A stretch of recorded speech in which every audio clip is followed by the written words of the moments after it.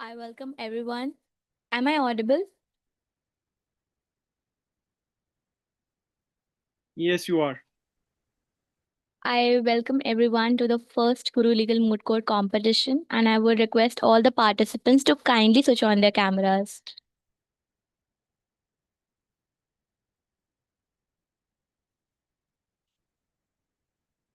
I hope all the teams are present with all the participants.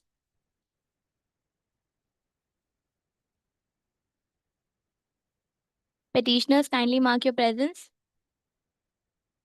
Yes, the petitioner style is present. Respondents, kindly mark your presence. Respondents are present. I hope you're well versed with the rules.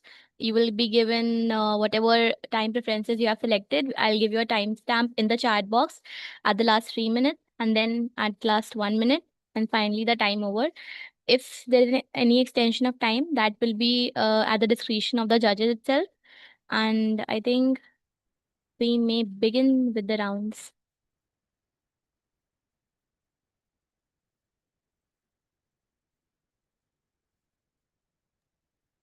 So I think we can start with the pleadings. Yes, please. Permission to Petitioners refer can the start on the self count of 1, 2, 3. indeed. Permission to refer the bench collectively as your lordships. Why not your ladyship? As per your lordships discretion, I'll refer to as ladyships. No, that's okay. Please go ahead. Much obliged, your lordships. Lordship, if your lordships are well versed with the facts of the case, the council would like to proceed with the arguments. No, please tell us in 1 minute. Indeed, your lordships. Lordships, this is counsel number 1 appearing on behalf of the petitioners in the instant case. The counsel will be dealing with issue number 1 and 4 respectively, and my co-counsel will be dealing with issue number 2 and 3. Lordships, to begin with the facts of the case, on July 14th, 2024, Arohi Mehra, a 26-year-old entrepreneur, went to a quiet stand at the Lexlandia Cricket Stadium in order to find solitude when she was struggling from her severe PMS-related pain. Lordships, thereafter, cricketer Raghav Singh, the deceased in the instant case, entered the crime scene. The deceased ignored all attempts made by the petitioner to signal her presence. Thereby, lordships, the deceased further made inappropriate comments and blocked the exit path of the petitioner, lordships, thereby escalating her distress levels. In a moment of panic, the petitioner threw a cricket ball to defend herself, thereby unintentionally striking the temple of the deceased, leading to his tragic and unintentional death. Thereafter, lordships, the police in the instant case accessed the NID data of the petitioner without her due consent, misinterpreting her stress and PMS levels as an evidence against herself. Furthermore, lordships, the undisclosed involvement of Neurolytics Private Limited in the instant case further taints the case with potential bias, lordships. Lastly, lordships, the learned trial court in February 2025 convicted the petitioner on charges of culpable homicide, thereby dismissing the PMS defense taken by the petitioner unfairly. And hence, the present petition under Article 136 has been filed before this honorable court for due consideration. If your lordships are now well versed with the facts of the case, the council would like to proceed with the arguments. First, tell us about the jurisdiction. How can you challenge a trial court's verdict directly in the Supreme Court? Indeed, lordships. Lordships, that is the sole argument of the council in issue number 1 regarding the same. The council would be submitting the same, that lordships under Article 136, if your lordships may kindly have Article 136 of the Constitution, the council would like to read out the same for your lordship's humble consideration. We have read it. No. Indeed. What exactly are you relying on in Article 136? I believe it's in your proposition as well in the jurisdiction statement. Indeed, lordship. Lordships, the Article 136 uses the term any court, lordships, in the final paragraph or the final line of subclause 1. Lordships, the humble argument of the petitioner in the instant case is the term any court must be interpreted using the literal rule of interpretation. Furthermore, lordships, the council concedes to the fact that it is a set proposition of law that the petitioner must exhaust all possible remedies in law before approaching this honorable court. But lordships, so that goes against you.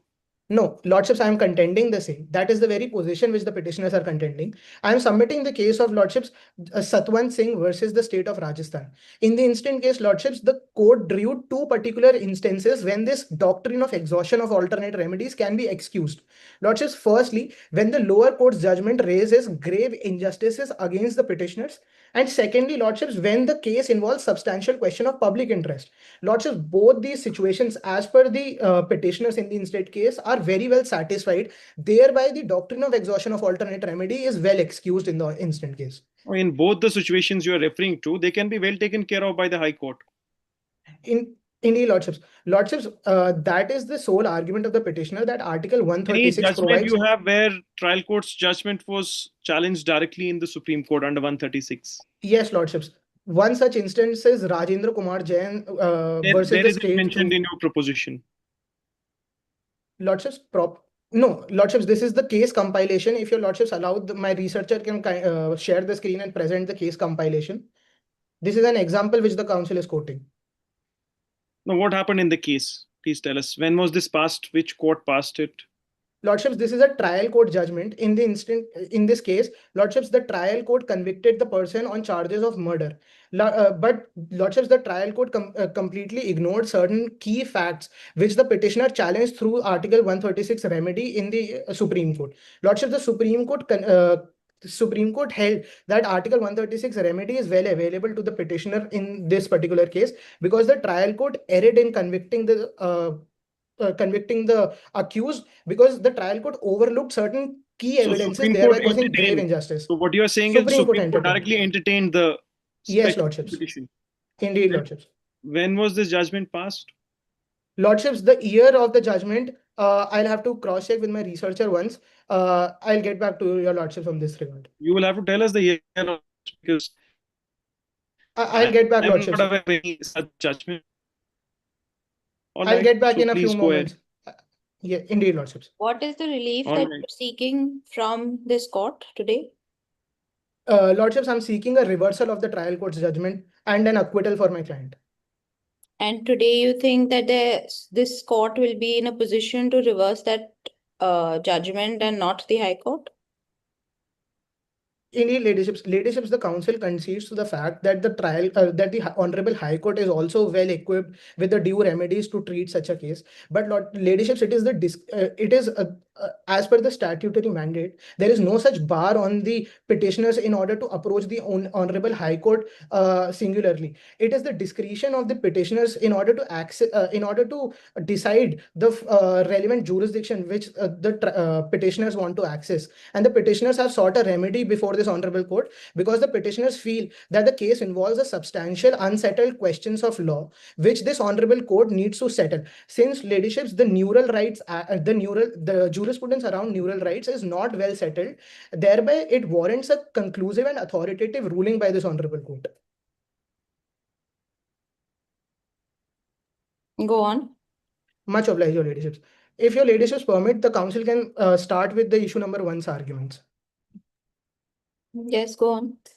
Much obliged, your ladyships. Ladyships, to deal with the present issue under the council would be dealing with the same in particularly 3 sublims. Firstly, regarding the maintainability of the SLP under Article 136. Secondly, regarding the perverse nature of the trial court's findings. And thirdly, regarding the hidden role of Neurolytics Private Limited and the constitutional violations arising out of the same. As Lordships already highlighted by the council, Article 136 confers wide discretionary powers on this honorable court, but the terms any court in Article 136 must be interpreted literally.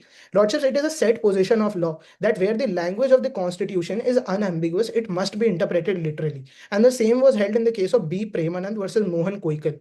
Lordships, in the instant case, Article 136 is completely unambiguous in its terms and hence must be interpreted in a literal manner. No, you're right. No, please pause. As you said, it's a discretionary jurisdiction. Your Lordship's voice is breaking. Right. Whereas had you approached the High Court, statutory appeal is a matter of right under the BNSS. Whereas Article 136, that's why it's termed as special leave.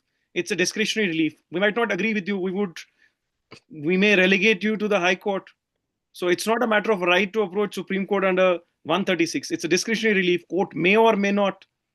I completely bowed. I bowed on, Lordships. So how do you I bow down, Lordships. Lordships, that is the whole argument of the petitioner, that throughout the course of this hearing, the petitioners will present arguments and evidences which will showcase, Lordships, that grave injustice has been caused to the petitioners, and the petitioners also are well aware of the fact that this honorable court may in its discretionary power may or may not entertain the present case. The petitioners are well aware of the same, but lordships, the sole argument which the petitioners is making, that this honorable court is vested with vast powers in order to grant the reliefs to the petitioner, wherein the petitioners are challenging the trial court's judgment since the petitioners have suffered grave injustices. What is the perversity in the trial court's judgment? Exactly, Lordships. That is my second submission, coming straight away to the perverse nature of the trial court's findings. Lordships, the trial court relied on irrelevant and baseless grounds in order to deny the PMS defense of the petitioner, which would be further substantiated by my co-counsel at length as well. Lordships, to state one instance, the trial court relied on the professional achievements of the petitioner in the instant case, which is a completely gender-insensitive take on the entire issue in itself. Lordships, secondly, in the case of Dayabai Chhaganbhai Thakkar versus the state of Gujarat, the Honorable Supreme Court drew a distinction between permanent insanity and temporary insanity.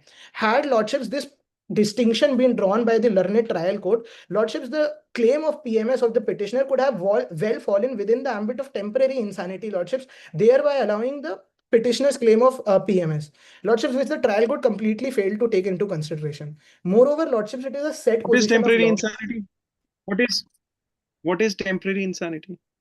Lordships, when the petitioner, when the person is for a time period, loses his mental cognitive ability to So you are saying distinguish the PMS nature of the. So what you're trying to say is PMS qualifies as temporary insanity. Indeed, Lordships, that is the You're argument saying of the half of petitioner. the population who undergo PMS, they are temporarily insane during that phase. Is that what you're trying to say? Indeed, not Lordships. Lordships, that coupled with the actions, with the nothing altercation coupled. that happened that day. Please show us some medical evidence or some judgment which terms PMS as temporary or whatever insanity you are terming it as. Lordships, that would be dealt by my co-counsel in issue number 2 as well. If That's your right, Lordships, but have you cited it somewhere? Are you backed by some literature?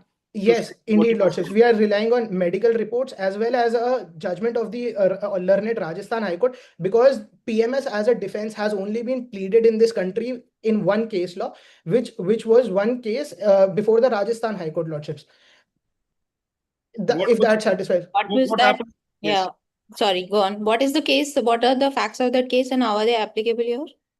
Your Ladyships, the case name is Kumari Chandra versus the state of Rajasthan. Ladyships, in the case, what happened is that the woman was suffering from PMS related distress, and the woman the accused in the instant case threw 3 children into a well, thereby killing all the 3 children. Ladyships, in the case, the women took the defense of plea of defense of PMS, and there the Rajasthan High Court allowed the PMS defense, thereby acquitting the women ladyships. And the same has not been challenged by the union before the by the state before the Honorable Supreme Court. And hence, ladyships, the argument of the petitioners is that only at one such instance the PMS related defense was taken up by a party before the courts in this country, and the same was duly allowed by the court as well. What was the reasoning of the court to allow this defense? Ladyships, exactly. The argument which was made before the court was that the same causes the mental incapacity for a short period of time in the accused's body, and that was the argument which the learned Rajasthan High Court duly took as well.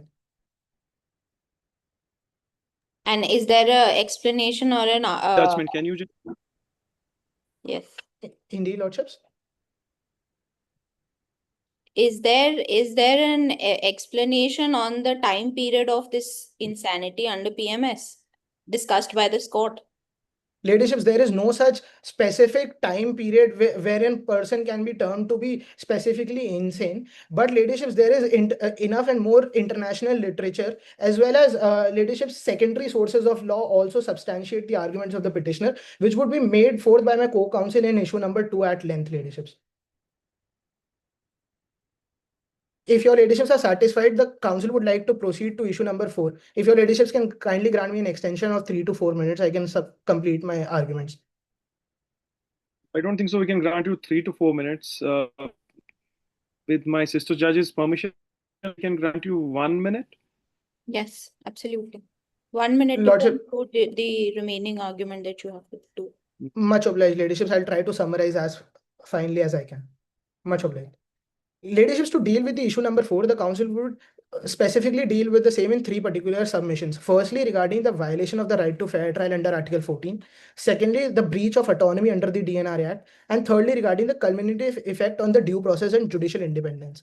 Lordships, firstly, the right to fair trial under Article 14 reads as follows, that it provides for procedural fairness which must be free from arbitrary state action, and that is the position of law taken in EP Royappa as well as Meneka Gandhi, along other cases. Lordships, the respondents in the instant case have heavily relied on Neurolytics Private Limited's revelations, which were made post-trial. Lordships, thereby the petitioners were not provided any opportunity to cross-examine the expert witnesses of Neurolytics Private Limited at the trial stage, as the firm's involvement was not known to the petitioner at the trial stage. Furthermore, Lordships, the DNRA Act is also violated in the instant case, as the DNRA Act explicitly protects and preserves an individual's mental privacy and autonomy. Lordships, Section 8 of the said Act provides for neural data access only after explicit consent of the data holder. This explicit consent was not taken by the respondents in the instant case. Lordships, the Section 12, the Council concedes that Section 12 provides for an exemption of exigent circumstances, but that too must be with due judicial oversight. Lordships, this component of due judicial oversight is completely been ignored by the respondents in the instant case. Lordships, last limb of the argument regarding the culminative impact of these violations, it is humbly submitted that the culminative impact of these violations is rather devastating, as it brings forth deep-rooted connections between the state and Neurolytics Private Limited, which is a private firm. Lordships, thereby tainting the credibility of the evidence in question in itself. Furthermore, Lordships, in the case of A.R. Antole versus R.S. Naik, it was held that even minor irregularities benefit the accused. Lordships, it is a humble case of the petitioner that in the instant case, the irregularities are not minor in any manner, but they are rather systemic, which strike at the very core of the issue in itself. Lordships, in conclusion, the Council submits that secrecy and lack of transparency cannot coexist with constitutional ideals of fairness and due process. Lordships, in the instant case, the right to fair trial of the petitioners has completely been violated. Moreover, Lordships, it is humbly submitted that the present SLP must held to be maintainable and good in the eyes of the law in light of the aforementioned arguments. It was an honor to argue before this honorable bench. Now my co-counsel would be taking forward the case of the petitioners. Council seeks permission to start. Yes, please. Much obliged, Lordship. Lordship, this is council number 2 on behalf of the petitioners in the present case, and the council will be dealing with issue number 2 and 3 in the present case. Starting with issue number 3, Lordship, first, the issue will be dealt in 2 limbs. Firstly, that the extraction of NID data violates the right against self-incrimination of the petitioner under Article 20, Clause 3. And secondly, that there were no exigent circumstances that necessitated the warrantless extraction of the NID data. Starting with the first limb of the argument, Lordship, the NID data extraction is itself violative of Article 20 Clause 3, because, Lordship, the case of MP Sharma versus Satish Chandra, in this case, Lordship, the court held that a search authorizing the investigating agencies to search the documents maintained by the accused attracts Article 20 Clause 3, and because of the phrase to be a witness in Article 20 Clause 3, it's not merely by giving oral evidence but also by means of production of any documents. Now, to be a witness is nothing more than to furnish an evidence, and such evidence can be furnished through any form of document. Coming on to this document, Lordship, Section 2 Clause D of the BSA clearly establishes that a document can be in form of any electronic or any digital record, and in the present case, Lordship, the NID data of Arohi constitutes absolutely as a document under the BSA. And now applying the case of MP Sharma, any search or investigation into the NID data clearly infringes upon her Article 20 Clause 3 and thus vitiates any further proceedings against her. Coming on to the second limb of the argument, Lordship, it is submitted that right to privacy is an hallowed and intrinsic part of right to life and personal liberty under Article 21, and any encroachment upon the same must withstand the highest degree of constitutional scrutiny, and the same was held in the case of case Puttaswamy versus Union of India. The warrantless extraction in the present case, Lordship, it is constitutionally grossly violating and contradicting the above said landmark judgment. Now, Your Lordship, the reliance on Section 12 of the DNRA is clearly misplaced because its vague term like public interest and exigent circumstances, it grants arbitrary power to the executive, which is a flaw that this very honorable court upheld in the case of Shreya Singhal versus Union of India. Now, Lordship, the police's action in the present case also constitutes a direct contravention of the statutory safeguards enshrined in the DNRA. Section 8 of the Act, Lordship, explicitly guarantees that every individual has a right to mental privacy and that access to such inherently sensitive data requires an explicit and informed consent, which was not obtained in the present case, Lordship. The police made no such attempt to So, secure counsel, there is a counsel. There is an exception to that in section 12, I believe. Indeed, Lordship. Indeed, Lordship. There is an For, exception that for crime detection, there can be an exception. Your case is an exception. Where is the question of consent? Indeed, the council humbly begs to differ, Lordship, because even though the council concedes that Section 12 of the DNRA clearly gives the exception for the Section 8 of the DNRA, but that is also under the condition of exigent circumstances to be present, Lordship, which the council through the further submissions will prove to this honorable court that there exist no exigent circumstances in the first place, and that is why the exception created by Section 12 will not apply. That's that's a very insensitive argument. A person has been killed, and you say it's not exigent. Lordship, although the council humbly contends that a person has been killed and it is a grave violation of his personal rights. Although, Lordship, the extraction of data that has been used and the exception that the prosecution is using to extract the data, that is and on that exigent circumstances, Lordship, there is no application of Section 12 because there is also warrantless extraction of the data. You go on killing people, and then investigating agency should not be allowed to investigate. That's what you're saying.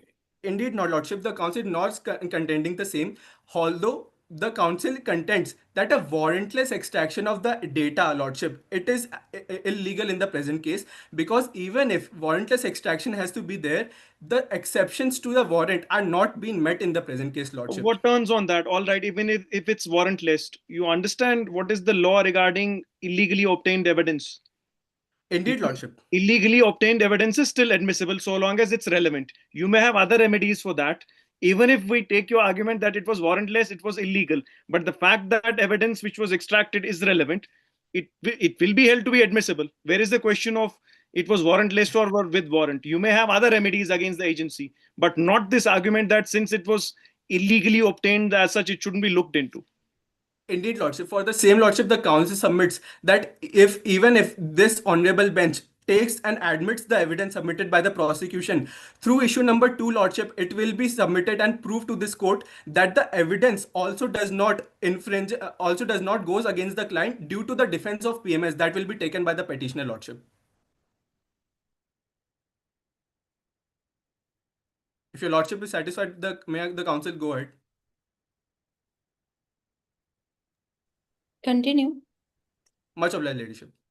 Now, Lordship, the police's failure to adhere to the procedure cannot be cured by self-serving and uninvocation of Section 12. The principle of consent, Your Lordship, is a cornerstone of data processing, which is further fortified by the DPDP Act of 2023, whose Section 6 mandates that the consent should be free, specific, informed, unconditional, and unambiguous in nature. Lordship, it is needless to say that the consent was not even tried to be obtained, Lordship, let alone free and unconditional. Now, the claim of exigent circumstances that the prosecution is making in the present case to justify the warrantless search is a baseless pretext because, Lordship, there exists no exigent circumstances in the first place.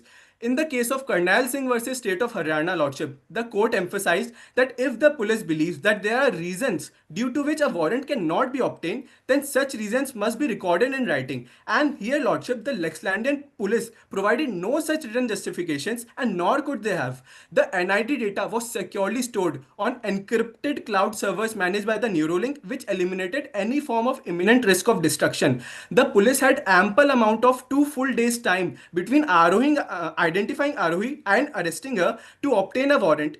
And Lordship, the principles laid down in the case of State of Punjab versus Balbir Singh, it clarified that exceptions to the warrant requirement arise only when the investigators do not have sufficient time. And in the present case, Lordship, it is humbly contended that the investigators have sufficient time of 2 full days.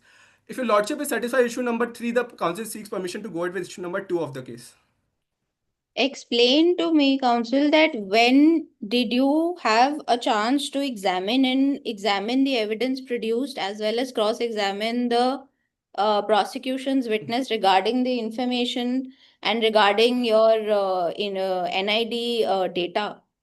Indeed, your ladyship. Ladyship, that is the humble contention of me and my co-counsel that there was no chance given to cross-examine the expert witnesses by the prosecution, and that is why it is a perversity of justice because the Expert procedure. witness is separate. Was it not placed before the trial court that this data is available and is what is being relied upon? Indeed, not ladyship, and the facts are also silent upon that. The expert witnesses were not cross-examined, and the data that has been used against my client, the source of the data is not provided. Furthermore, ladyship, my No, client. that's what you're assuming, that they were not cross-examined. The fact that the moot proposition is silent on something, now you can't assume that they were not cross-examined or you were not allowed to cross-examine them. How do you assume that? In that fashion, you can assume anything to suit you. Indeed, not lordship. The council begs to differ on the fact that if the facts are silent on the cross-examination of the expert witnesses or the cross-examination of any witnesses, it shall not be humbly assumed by this honorable court that the witnesses were examined in the present case. And not only that, lordship, So it is you want submitted us, that. no, no. So you want us to believe that you were not allowed to cross-examine anyone since the facts are silent. So that's what you're arguing. Humbly not lordship, not anyone, but only the evidence that was produced and only the How do you expert say only? How do witnesses. you make this distinction? Where is it coming from? Can your lordship come again, please? How do you make this distinction that who was allowed to be cross-examined and who was not allowed to be cross-examined? Where is it coming from? Exactly, lordship. That is why the council is pleading that since the facts are presumed that there's facts are silent, that's why lordship it cannot be presumed that the opportunity was given, and No, that no. is the Facts are contention silent. That here. means you are allowed. Facts are silent. That means you are allowed as per procedure. Why won't trial court allow you to cross-examine witnesses? That's not a Indeed, ground. lordship. That's not a ground anyway. That's an assumption on your part. I don't think so. We are satisfied with that argument that you were not allowed to cross-examine the witnesses. Yes, please go ahead with the next argument. Indeed, lordship. Lordship, moving on with issue number 2 in the present case, the issue will be dealt in 3 limbs. Firstly, that the burden of proof under section 108 of the BSA is discharged. Secondly, that PMS supported by medical evidence fulfills the requirement under section 84. And thirdly, that the actions of the accused was after the commission of the offense do not disprove insanity. For moving with issue number first limb of the argument, it is submitted that the burden of proof under section 108 of the BSA, it is discharged if there is a reasonable doubt there exists any possibility of unsoundness of mind. Lordship, according to this section, the accused need not conclusively prove insanity, but raising mere reasonable doubts on the mens rea is sufficient to shift the burden back to the prosecution. The same was held in the case of Dhannaram versus State of Haryana, Lordship, where the court held that even if insufficient material is there, it is enough to discharge section 108 of the BSA, and it extends the benefit of doubt to the accused. Furthermore, Lordship, the case of Dayabai Chhaganbhai Thakkar versus State of Gujarat, it clearly held that the court has the power to acquit if there has been any reasonable doubt on the mens rea of the accused, and hence section 108 will be discharged in the present case. Now, Now, what are the requirements of establishing defense of insanity? Leave apart whether PMS qualifies or not. What are the requirements? Indeed, Lordship. Lordship, in order to establish that the person was insane at the time, it shall be firstly established that during the time of the offense, the person was not aware of the nature and the consequences of the act. Secondly, the person did not know whatever act she was doing was indeed in the violation of law. And thirdly, due to the defect of reason, it is a fundamental prerequisite because the incapacity must be due to a cognitive impairment that is caused by the unsoundness of mind, lordship. If these 3 rules that are also discussed in the case of R versus McNaughton, if these are satisfied, lordship, then the unsoundness of mind can be pleaded.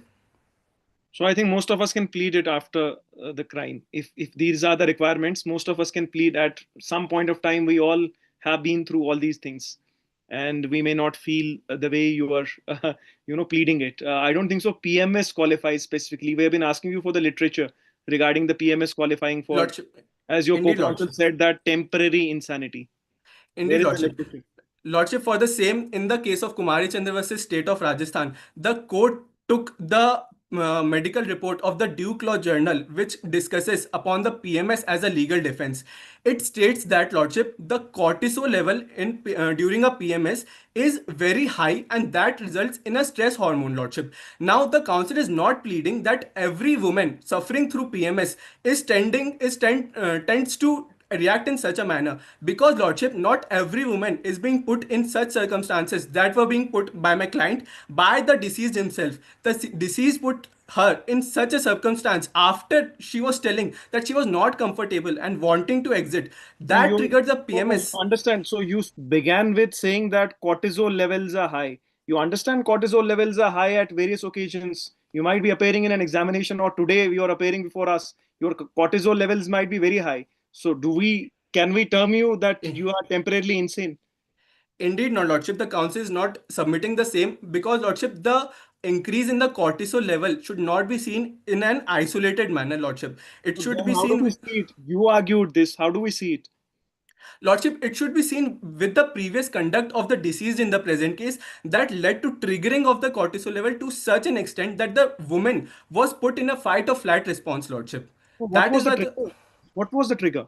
Lordship, as per the facts, the when the deceased entered into the stadium and Correct. made certain remarks, the my client signaled to him that she was not comfortable with all the remarks, and she signaled that she wanted to leave the stadium, but the deceased blocked my client's way and even continued to make the remarks that he was making previously. And that is the reason, lordship, for which my client PMS of my client triggered. Her cortisol level were already at a peak, and the amygdala activity by the NID data also shows that these were the reason she reacted in such a way, and that's why the hitting of the ball took place, lordship. So you're not denying the act. Indeed, not lordship. We are accepting that the act of throwing the ball happened, but lordship, we are also contending that the act was under unsoundness of mind, and that's why it should not be presumed as an admission of guilt, lordship. That's a very slippery slope. Anyway, please Lordship, proceed. indeed, lordship. Lordship, moving on to the second limb of the argument, Section 84 of the Penal Code clearly establishes that for the defense of unsoundness of mind, it is pertinent to prove that the accused was incapable of knowing the nature of the act. Now, PMS is a common condition that affects many women of reproductive age whose symptoms include high stress level and emotional dysregulation, and the same has been submitted by the council, and the medical papers were also relied by this court in the case of Kumari Chandra versus State of Rajasthan. Lordship, the council seeks only 1 minute extension for the last limb of the argument. Just 1 minute. Please conclude. Indeed, Lordship, indeed. Lordship, for the last limb of the argument, it is submitted that the actions of accused after the commission do not disprove insanity. It is submitted, Lordship, that the critical focus is the accused mental state at the offense moment, and actions like fleeing do not disprove insanity. This was held in the case of Sherwali Wali Mohammed versus State of Maharashtra, as well as Shrikant Anandrao Bhosle versus State of Maharashtra, where this court ruled that factors like fleeing a scene, these things do not necessarily prove insanity, which means that it can't be always a factor that accused was aware of what she was doing and leading to acquittal of the accused. Adding to this, your lordship, it is submitted that a person of unsoundness of mind is by definition not acting rationally. Therefore, the subsequent actions are also governed by the unsoundness of mind. After a violent or traumatic event, the flight response of the victim of the petitioner is triggered, and fleeing in this context is not calculated as a decision to evade justice, but a psychological response to the established document. Therefore, lordships, in light of all the arguments, the council pleads that the SLP can be filed against the trial court. then there has been baseless remarks relied upon by the trial court. Thirdly, the NID data was not analyzed, which is a systematic procedural misconduct. Suppression of material evidence through the role of private entity, which was not revealed to the to the petitioners. Warrant was not obtained by the police. There were no exigent circumstances. No opportunity was given to examine the cross witness. And lastly, that the evidence was not credible due to public-private nexus. Uh, if your lordship accept, the council would like to go ahead with the prayer very quick. Please go ahead with the prayer. Much obliged, Lordship.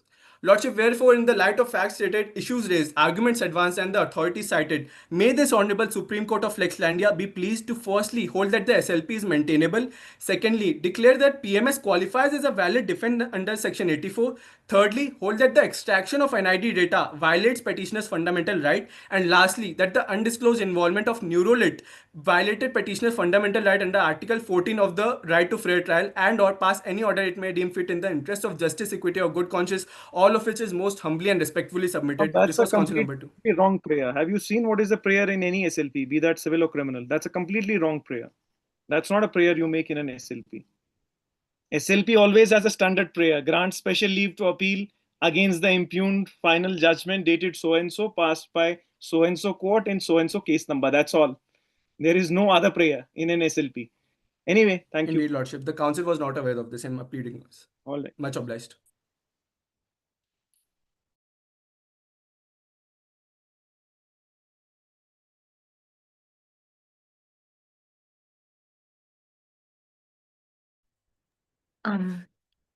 The council seeks permission to initiate the proceedings.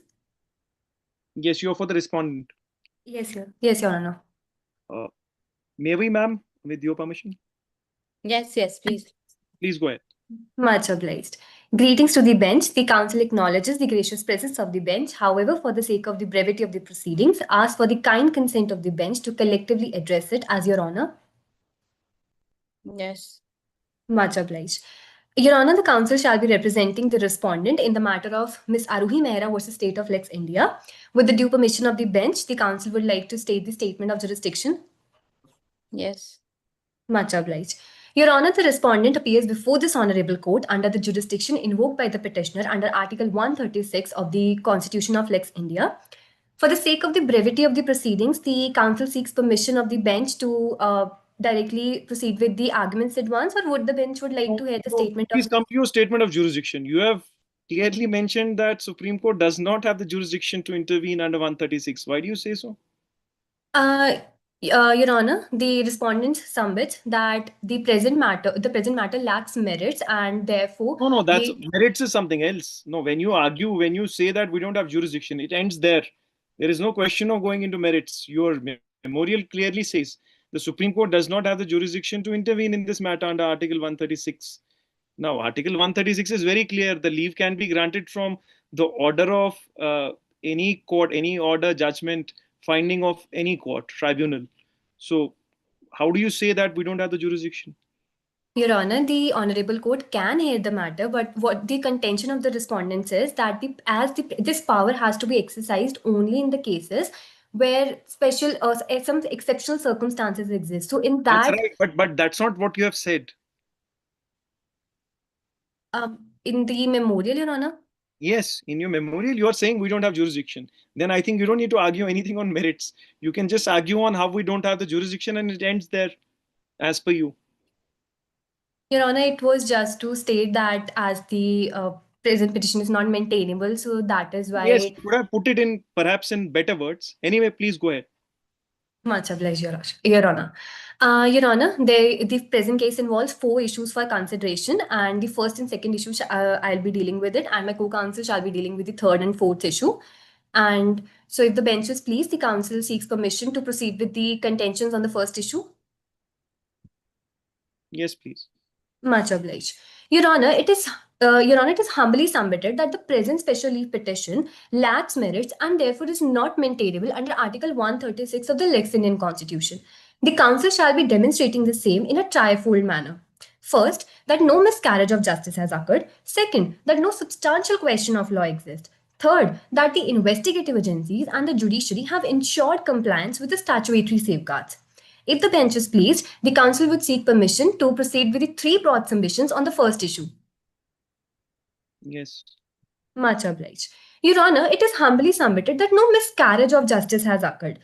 At the very outset, Your Honor, the Council would like to make a reference to the judgment of State of Uttar Pradesh versus Krishna Gopal, wherein the apex court held that a miscarriage of justice arises only where the findings are perverse, unsupported by the evidence, or are rendered in violation of the principles of natural justice. Your Honor, in the present case, trial court's findings are are rooted in consistent evidence, including the CCTV footage, the medical records, and the NID logs. And therefore, the trial could correctly says that the Aruhis Act was deliberate and not accidental. Moreover, Your Honor, the interpretation by the experts, whether they public or private, it is routine in the criminal trials. So the mere allegations of the conflict of interest without any proof of fabrication or malice intent cannot nullify the conviction. Thus, the plea of grave miscarriage of justice is untenable. Further, Your Honor, it is humbly submitted that the present petition does not raise any substantial question of law.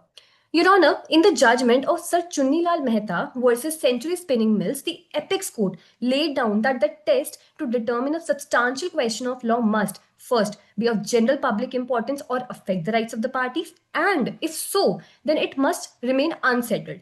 Your Honor, in the present case, firstly, the case concerns fact-specific adjudication of the petitioner's conduct, her mental state, evidentiary value weight of her NID data, the credibility of her PMS defense, raising questions of public or systematic interpretation, but are confined to individual culpability under settled penal provisions. No, Further, that's Your not correct. No. When it, of course, we are adjudicating in relation to petitioner, but the case it does raise important questions of public importance.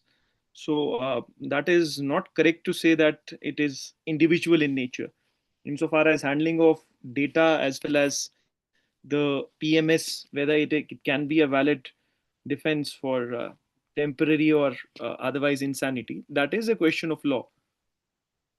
Your Honor, the respondent respectfully submits that the PMS would qualify as unsoundness of mind is indeed a question of law. But under SLP, what is required is that it must be substantial, and we have already a settled law on it. The question here is not that what is Section 84, but here the question concerns is that whether her PMS will satisfy the test or not, and this legal test is already codified in Section 84. All right, we might not grant a relief, but we may say that PMS qualifies as a valid defense. We can say that in the case. We may not grant her the relief. Your Honor, it is respectfully submitted. Yes. Your Honor, it is respectfully submitted that if we will allow that if the court allows that PMS would satisfy the unsoundness of mind, that it would qualify as unsoundness of mind, then it would set a very wrong precedent set a very wrong precedent, and it means that every woman suffers from, a lot of them suffers from PMS, and this means that every month they can come to the court just because due to menstruation they were not able to understand the consequences of the act, and that is why they have committed a crime. So this would set a very wrong precedent and open floodgates for every case of a like nature to come to the courts. All right. What else? Your Honor, do I proceed with the argument or the Yes, answer? please. Much obliged. Further, Your Honor, in the present case, as much as the rights of the parties are concerned, the petitioner has enjoyed a fair trial. She was represented by a competent counsel. She had got a reasoned judgment. Her every right was judicially safeguarded. What she challenges is the assessment of her evidence. Thus, it does not constitute a substantial question of law. Further, Your Honor, the governing legal questions, the applicability of Section 84, the admissibility of the digital evidences under the DNRA Act, the scope of Article 21, 20 Clause 3, the privacy exceptions, these are all already settled laws. So in the present case, the petitioner merely disputes their application to the facts. Further, Your Honor, it is finally submitted that the statutory safeguards under Section 12 of the DNRA Act were thoroughly observed. This section permits the warrantless access to the neural data in the cases of public interest and exigent circumstances. Your Honor, why warrantless? You had sufficient time to seek a warrant. What was the harm? Your Honor, there existed exigent circumstances. All right, in every case involves public interest, but 2 days is sufficient time to obtain a warrant from court. Your Honor, in this present case, the NID data which was accessed without the warrant was a data which could have been tampered with by the accused, because the accused had tampered already in those 2 days. Your Honor, that is why it was collected earlier, so that no destruction of evidence is destruction of evidence happens, because the Miss Aruhi Mehra is an expertise in the tech field, so it would have caused an irreparable loss to the such crucial evidence. When did you collect the data after the incident? Your Honor, it was collected. The incident happened on 14th. On 15th, the Body was investigation. found. Yes, Body yes, was found yes, next day. yes, Yes. yes, Your When Honor. did you collect the data? Pardon, Your Honor. When did you collect the data?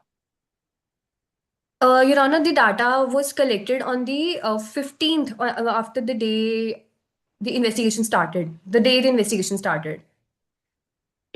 Is it? Because the other side was arguing that there are 2 days to seek warrants. No, Your Honor. Uh, the other way, the moot proposition is silent on this. Only it has been told that the investigation started on the 15th. All right. Much obliged, Your Honor. Your Honor, may I just conclude this last submission, or may I proceed with the contentions on the second issue? Please conclude. Much obliged, Your Honor. So, Your Honor, in the present case, the accused had fled. There exists real and imminent risk of the data destruction given the petitioner expertise in the tech field. So, she possessed the No, technical you have not capacity. argued. I'm sorry to interject. You have not argued anything on the second proposition. You were dealing with it. Does PMS qualify as unsoundness of mind? Yes, Your Honor. How do you say that it doesn't qualify? It's just that, do you have anything? Because they cited a judgment. What do you have to say regarding that? They have cited a Rajasthan High Court's judgment, which they say that it has not been challenged and the court has allowed this as unsoundness of mind. Your Honor, it is respectfully submitted that in that Rajasthan High Court's judgment, the decision or the reasoning given by the High Court was that not in every case PMS can qualify as unsoundness of mind. There it qualified because the party was able to present a credible psychiatric evidence to support their claim that she was legally insane. They were able to satisfy that legal test of insanity, and there also High Court said that we cannot broaden this particular section so as to include every PMS defense. It was satisfied there just because there were some credible evidences brought by the party there. All right. Yes, Your Honor. In the positive of the argument or the reasoning of the Rajasthan High Court, did the state provide do any medical treatment or undertake any investigation of the accused in this matter? Your Honor, in the Rajasthan High Court's case? No, in this present case, was the petitioner subjected to any medical understanding or medical test to understand whether there was intention to commit the crime? Your Honor, in the present case, the petitioner has not been able to satisfy that she was not that she was to satisfy this legal test of insanity. And as far as the intention is concerned of the petitioner, each and every consequence, whatever she has done, each and every action shows that she had the intent.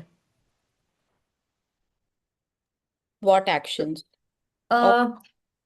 Your Honor, with respect to satisfying that she had the intent and she was aware and consequent of what she was doing, her every act, if we just start seeing from the very first to the very last, and same has been held in the judgment of Ratanlal versus State of MP, that whether the person can have the immunity under the Section 84, it would be seen that what were their actions which preceded, attended, and followed the crime. So her moving to a secluded area, then recognizing the presence of the deceased, then cough to indicate her presence, then using a professionally guarded cricket ball to strike him, and that too at one of the sensitive areas of the person, that is the temporal region. And when he fell down, she just checks his pulse and then she just flee. So this just. But that's quite common if anyone would do that. But what was the motive? Motive is absent. Why would she do that? Your Honor, I would, Your Honor, if the motive was that when she saw that the person has died, instead of calling for help or instead for shouting or making anything like to gather people that someone has died, it was an obvious reaction that someone has died. So you would, if you do not have any intent or any bad intent, you would just call someone for help, that someone has died, please help him or take him to the hospital or I don't think something. that's correct. Anyone would panic in such a situation. All right, you have 1 more minute to conclude. Your Honor, may I proceed on the contentions of the second issue? Yes, yes, please. Much obliged. Your Honor, it is humbly submitted that the PMS supported by the medical evidence of the emotional regulation do not qualify as the unsoundness of mind, and the council shall be demonstrating it in a fourfold manner. First, that section 84 must be strictly construed and it applies only to the total incapacity. Second, that PMS does not negate mens rea because Aruhi Mehra knew the consequences of her act. Third, the comparative and international jurisprudence has shown PMS as a mitigating factor and not full exoneration. Lastly, policy considerations and the gender justice weigh against accepting PMS as unsoundness of mind. Your Honor, it is humbly submitted that Section 84, codified on the McNaughton rules, prescribes that accused can claim immunity if at the time of the act she was laboring under a defect of reason from the disease of the mind as to not know the nature and the quality of the act, that it is wrong. Courts have consistently held that this must be total cognitive incapacity and not the emotional impulse. Your Honor, the council would like to place reliance on the judgment of Dayabai Chhaganbhai Thakur versus State of Gujarat, wherein the apex court held that the onus is on the accused to bring evidence to rebut the presumption about the mental capacity at the time of the act. In the present case, petitioner is incapable of proving the mental capacity at the time of the act. Further, Your Honor, in state of Rajasthan versus Sheraram, the court established a clear differentiation between medical insanity and the legal insanity. And it was held that mere presence of a medical condition cannot hold as sufficient basis for cognitive incapacity at the time of the act. Your Honor, in the present case, PMS is a recognized medical condition, but the one which causes emotional stress and physical pain. Therefore, it is not sufficient to prove the mental incapacity. Your Honor, further again, as I've already stated, that in judgment of Ratanlal versus State of MP, it was affirmed that whether the accused was in such a state of mind as to be entitled the benefit of Section 84, what we see is the circumstances which preceded, attended, and followed the crime. In the present case, the behavior of the accused is representative of an active and conscious mind, along with an intent to cause the harm. Additionally, checking of the pulse by the petitioner before fleeing the scene shows awareness and presence of the conscious mind. Even if she was facing emotional dysregulation due to the premenstrual syndrome, it did not hamper her ability to anticipate the consequences of that. All Further, right, Your, the time is over. Thank you. Your Honor, I would just conclude it in 30 seconds. 20 seconds, 15 seconds rather, please. Much obliged, Your Honor. Your Honor, it is finally submitted that even the global jurisprudence has treated the PMS with cautionary stance and generally recognizing it as a ground for mitigation or diminished responsibility. Further, accepting PMS as unsoundness of mind risks stigmatizing all the women as periodically incapable of rational action, which contradicts the equality principles under Article 14 of the Constitution. If the bench is pleased, my co-counsel may present. Greetings to the bench. If the bench does not have any preliminary questions, the co-counsel seeks permission to move forth with the third issue at hand. Yes, you will be dealing with third and fourth issues. Yes, Your Lordship. Yes, please. Much obliged. The third issue, did the extraction of Aruhi's NID data infringe her rights under Article 21 and 20 Clause 3? The co-counsel shall be dealing with this issue in a threefold argument. Firstly, warrantless access to NID is a reasonable restriction under Article 21. In the landmark judgment of K.S. Puttaswamy versus the Union of India, this honorable court formulated a threefold test of legality, necessity, and proportionality. Firstly, legality. Section 12 of the Digital and Neural Rights Act explicitly authorizes data access without prior warrant in situations of public interest or exigent circumstances. In the present case, such circumstances clearly existed. Miss Mehra had fled the scene immediately after committing the offense and had murdered India's rising star in cricket. The second test is of necessity. The deceased body was discovered in a public stadium, a venue that routinely accommodates thousands of spectators. Swift action was therefore imperative to secure public safety and preserve vital evidence. Thirdly, proportionality. The data extracted was narrowly tailored to a specific time frame relevant to the Counsel, please tell us what was the public interest involved. We understand somebody has died, but then what was the public interest that you couldn't follow the procedure and seek a warrant? Yes, Your Lordship. In this case, both public interest and exigent circumstances have been satisfied. Public interest, this stadium routinely accommodates 100,000 people in its presence.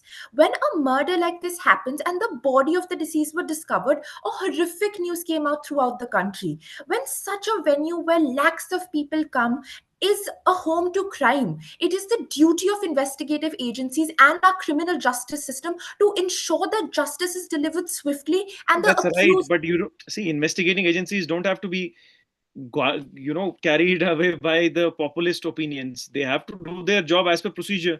Public might be outraged, the conscience may be shocked, but the agencies will follow the law.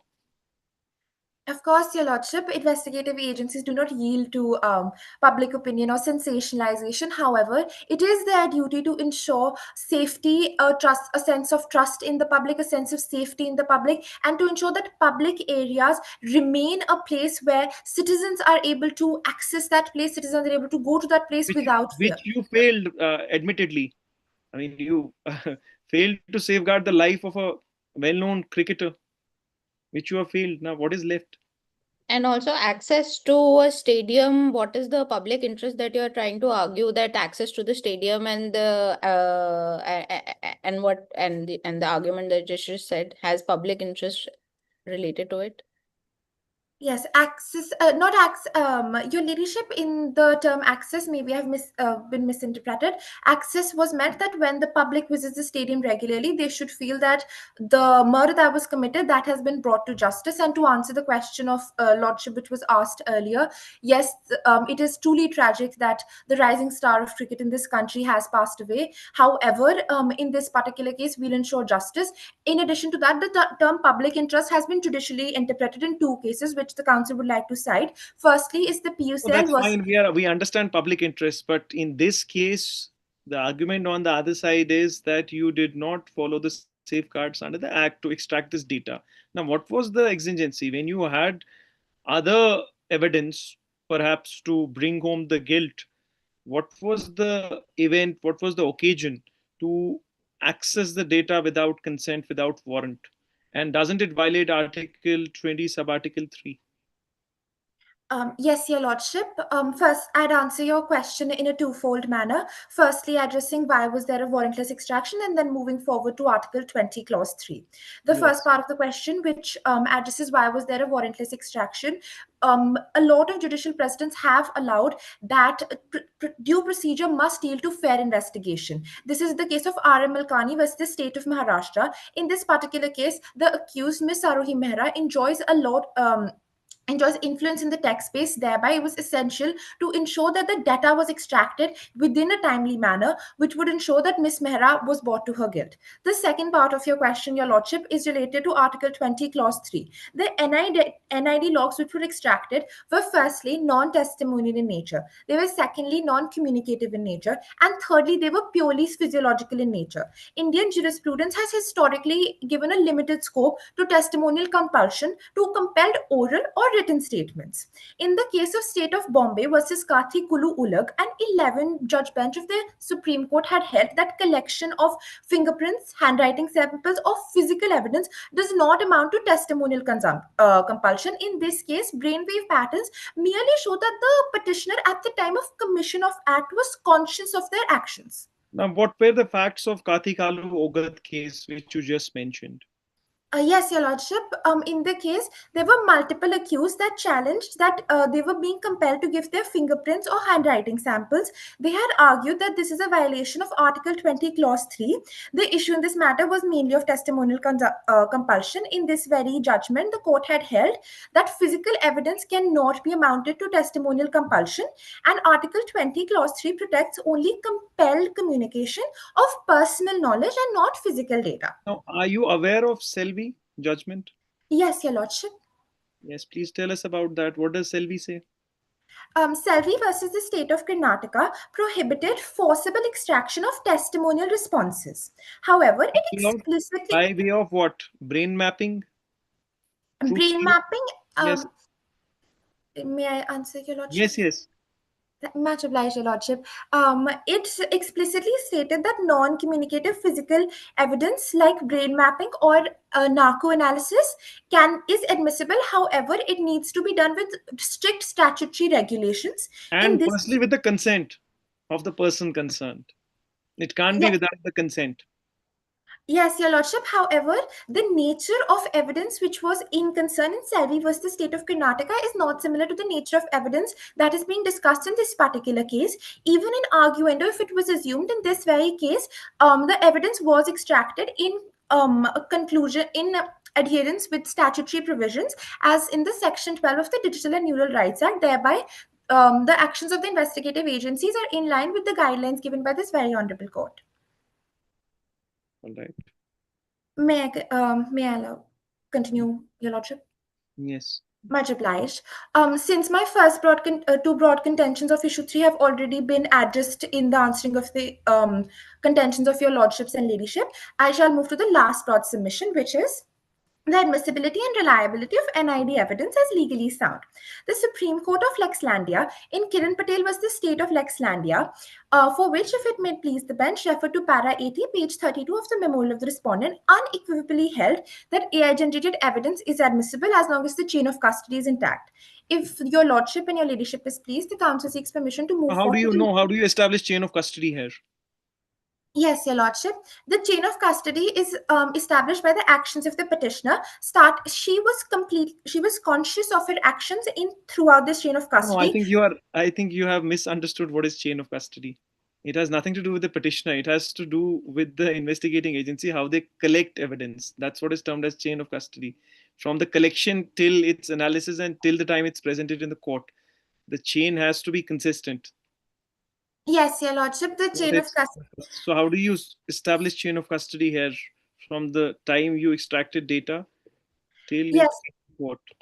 Yes, Your Lordship. Pardon me if my answer was not satisfactory in its first line. I would just establish the chain of custody. Firstly, the extraction of the CCTV evidence. The CCTV evidence clearly showed the accused Miss Mehra entering and leaving the stands. Secondly, the ball which was recovered. Thirdly, the deceased body which was covered in blood. Fourthly, the Miss Arohi Mehra was seen checking the pulse of the deceased before fleeing the scene, clearly showing her mens rea as well. After that, there was an extraction of NID data logs, which showed her conscious state at the time of the There is commission no of. compliance, which the other side is also saying regarding electronic evidence as per BSA, Section 63. What do you have to say? It's not your case. You took the CCTV, the DVR itself. You have extracted the CCTV footage. Now it has to comply with Section 63 of BSA, earlier, which was 65B of the Evidence Act, and the applicable judgments. Now, what do you have to say regarding that? Your Lordship, the Moot proposition is silent if a digital certificate was granted or if it was not granted, which is something which is essential for electronic evidence to be admissible in court. However, it could be assumed that due procedure was followed, and in accordance with due procedure, for electronic or digital evidence to be admissible in court, a certificate has to be issued. Now, the trial court gives some findings regarding the standing of the petitioner as a well-known entrepreneur and things like that, to come to conclusion that she knew what she was doing. How is it relevant? In this particular case, the trial court has relied upon her success as an entrepreneur. Yes, To success as an entrepreneur doesn't mean that a person is capable of killing or has actually killed someone. Of course, Your Lordship. However, the actions of Miss Mehra and her conscious actions at that time, there is a difference between legal incapacity and mental incapacity. To establish legal incapacity, it has to be shown that at the time of commission of offense, the person is not conscious. However, the defense of Section 84 is not applicable regardless of her being or not being an entrepreneur. She was conscious of her actions. The trial court has, in fact, relied upon her success as an entrepreneur, but even without That's that. what I'm asking you. That's what we are trying to ask. How is it relevant whether somebody is a successful entrepreneur or not? That was not relevant at all to come to conclusion whether she has actually committed the act or not committed the act. It has nothing to do with somebody being a successful entrepreneur. Yes, Your Lordship, the council would humbly submit to the court that her being a successful entrepreneur is just merely a part of the trial court's reasoning to establish that she was in fact conscious. However, that is not the totality of the respondent's argument, it is a mere fraction of it. All right. Please conclude. You just have, I think, 1 minute. Of course, Your Lordship. First, that there was no arbitrariness in the trial. It would just, I would summarize in three very brief points. Firstly, the right to fair trial remains intact as the test by Buddhan Chaudhary versus the state of Bihar of intelligible differentia and rational nexus. Secondly, Your Lordship, there was complete compliance with the Digital and Neural Rights Act 2020. The doctrine of necessity was followed. The petitioner would like to the respondent would like to refer to the case of A.K. Kripak versus the Union of India. And lastly, the respondent would like to plead in their issue is that NID data constitutes a non-testimonial evidence and therefore it is admissible. It is scientific, it is objective, and it is non-communicative in nature, solely used to corroborate existing facts. The petitioner is never compelled to confess or communicate any fact of her personal knowledge. If it pleases the court, the counsel seeks an extension of 30 seconds to say their prayer, after which we shall conclude the arguments. Yes, please. Much obliged, Your Lordship. The respondents most respectfully and humbly pray before this honourable court to be pleased to firstly dismiss the special leave petition filed by the petitioner as devoid of merit, misconceived in law and unsustainable on facts, to affirm the findings and convictions rendered by the learned trial court, to declare that the warrantless extraction of petitioner's neural interaction device NID data was a valid exercise of statutory authority under Section 12 of the DNRA, and to hold that none of the petitioner's constitutional rights have been violated in the course of this trial, and or pass any other order which this honourable court may deem fit in light of justice, equity, and good conscience. Now, your prayer one is sufficient. You don't need to, when you can simply pray for dismissal. That's all. You don't need to, when we dismiss something, we don't need to give a finding all right. That obviously means what you're asking for in your other prayers. Now, the prayer could have been simply dismiss the special leave petition filed by the petitioner, and that's it. Thank you. The counsel for the respondent would keep that in mind for all future appearances in court. Much obliged, Your Lordship.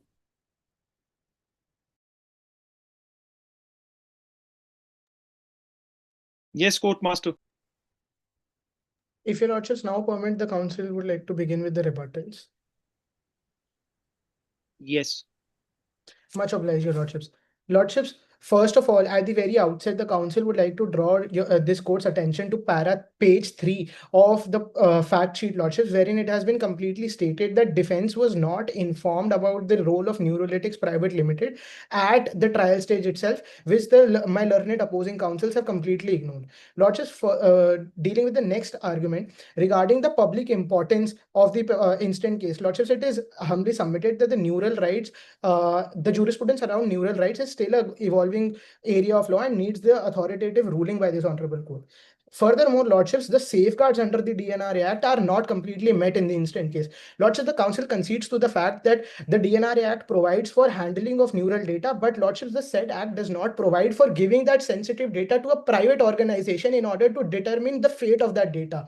Furthermore, Lordships, my learned opposing counsel argued before this court that the data could be tampered by the petitioner. Lordships, I asked myself this question, that the data was stored on encrypted cloud servers of Neuralink Corporation, which was a corporation which was decided by the Lexlandian government to store such data. How could the petitioner, Lordships, approach such an organization which itself has been chosen by the government to store such data and then tamper with that said data?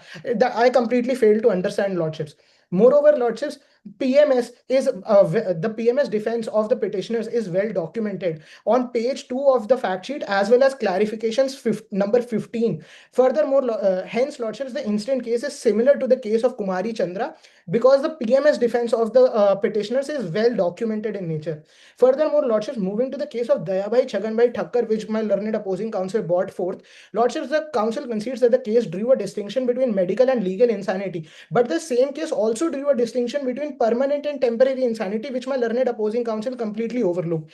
Lordships, the same case also brought forth the fact that mere reasonable doubt in a petitioner's mens rea shifts the burden on the prosecution to prove the guilt of the accused, and the same burden hasn't been duly met by the respondents in the instant case. Lordships, the last argument regarding that, Lordships, respondents in the instant case easily draw the distinction between a high profile case and a normal ordinary case, lordships, thereby again leading to questions of potential bias, wherein the respondents themselves conceded to the fact that the police or the investigating agencies in the instant case acted differently as they would have acted in an ordinary case in order to secure the crime scene and then carry out the investigation further, which particularly raises question of potential bias. That is the humble submissions of the council for the rebuttals.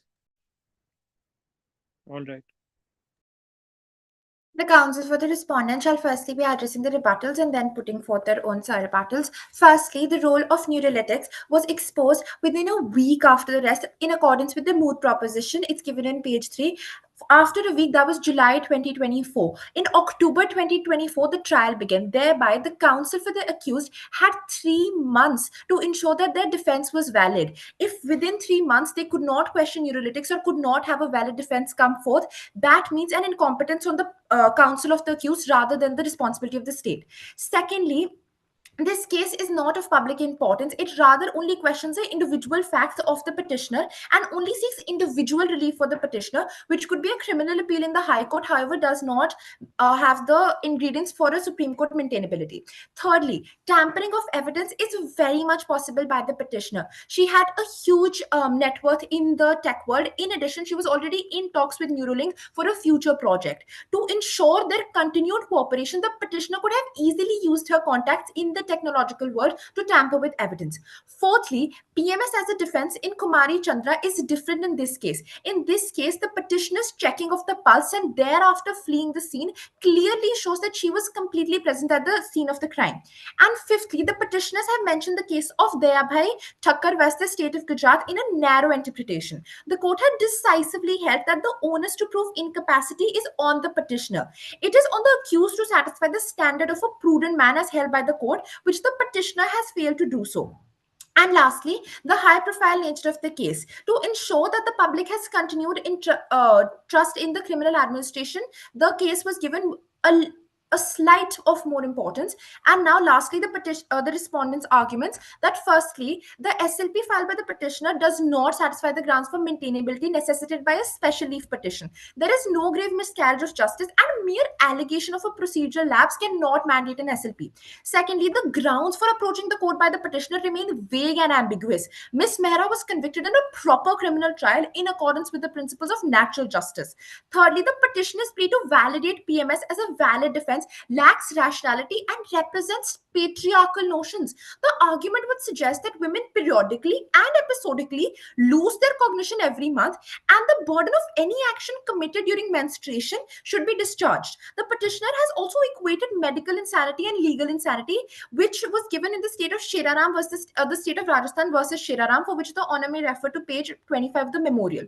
Fourthly, Miss Mehra had clear consciousness when she checked the pulse of the deceased and then proceeded to flee the scene of the crime.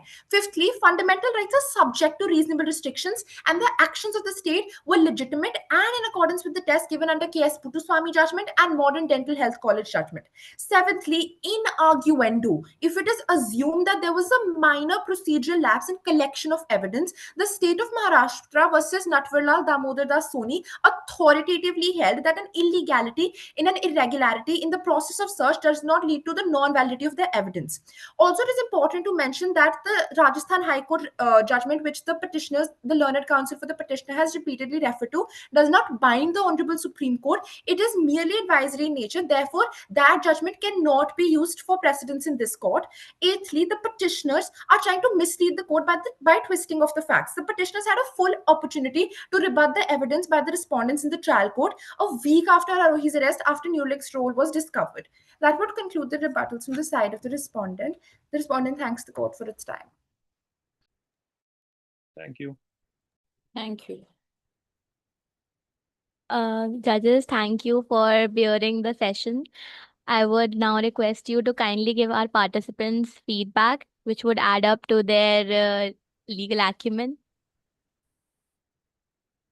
Sir, please, would you like to go first? Ma'am, you can go first, please. Thank you.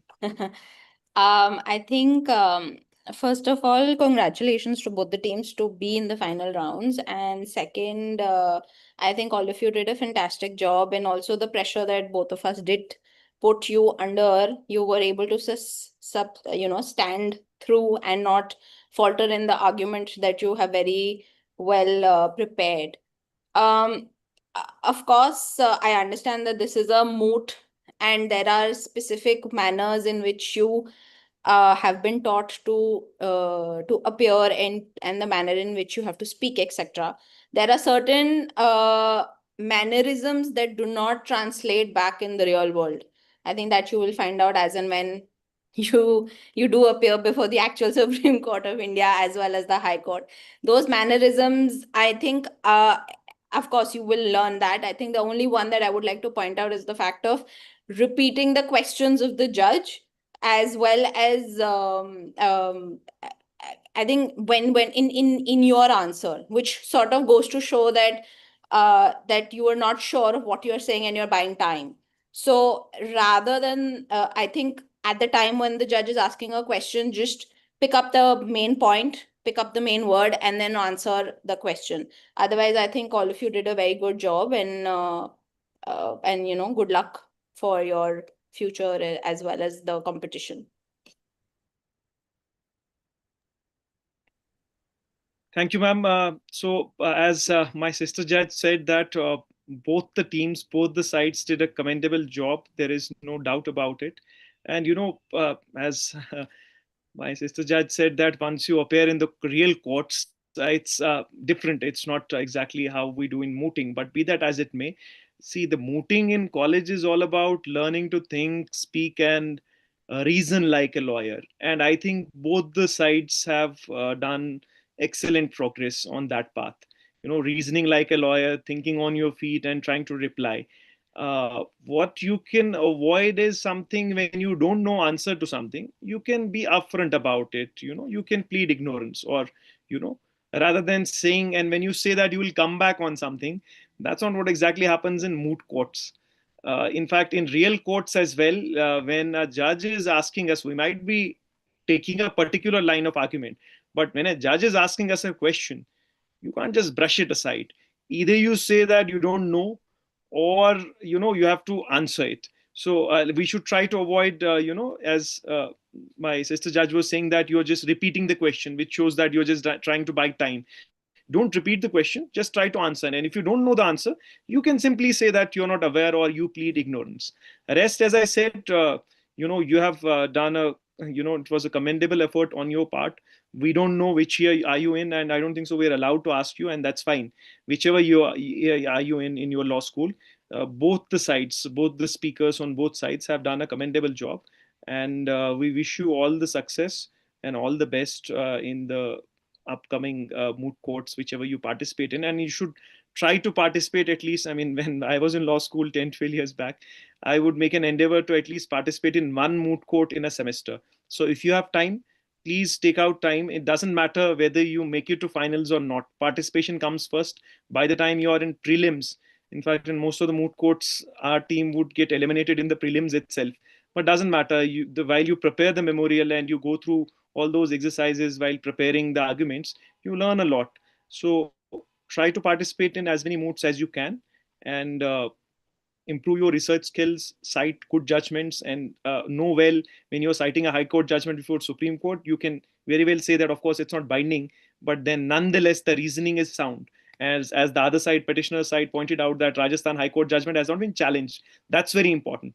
When you cite a judgment before Supreme Court which has not been challenged, or which has not been set aside, then you can very well say that it has attained finality. It has not been challenged by the state as well. So that's a very good habit which you can inculcate. While if you have a high court judgment which is fitting your facts, and you don't have a Supreme Court judgment regarding that, try to find out whether it has been challenged or overruled. If not, then you can very well confidently say that this judgment has attained finality, it has not been challenged or set aside.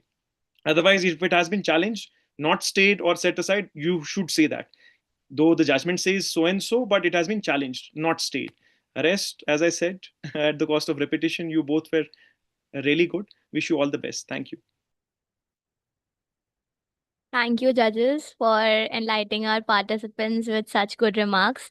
I would request the teams to kindly leave the meeting as the results will be announced in the valedictory ceremony.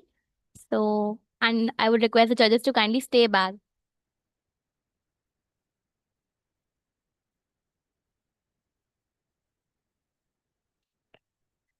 Judges, I think we need to score the teams. Yes, ma'am. I think we have that common Google sheet which We seem to have already filled up. seem to have, but I think team two was better. Girls did a better job.